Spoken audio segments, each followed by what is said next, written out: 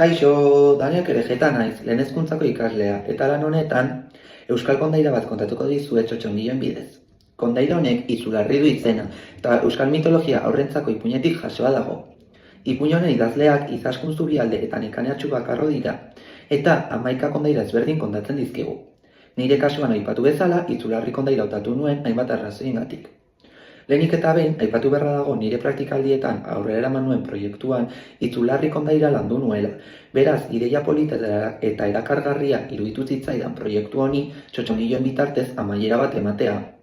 Bestetik, kondaira honek elementu mitologiko eta historikoak uztartzen ditu, eta gainera euskal kulturaren oinarrizko elementu batzuk agertzen dira.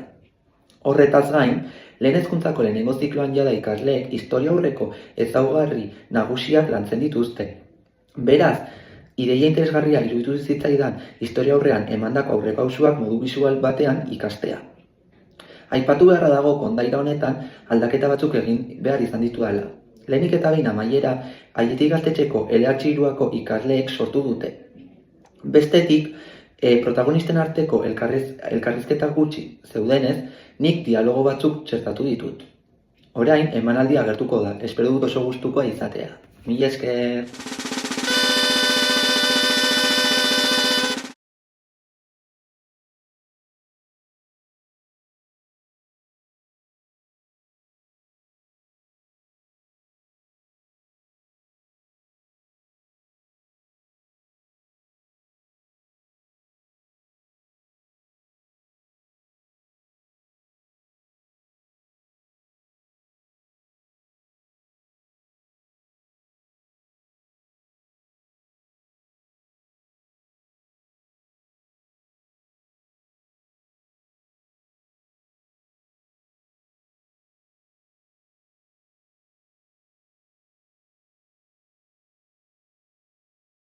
Kaixo, ni Mikel deitzen naiz, eta asko gustatzen zait nire arreba Elirekin Aizgorri mendira etortzea.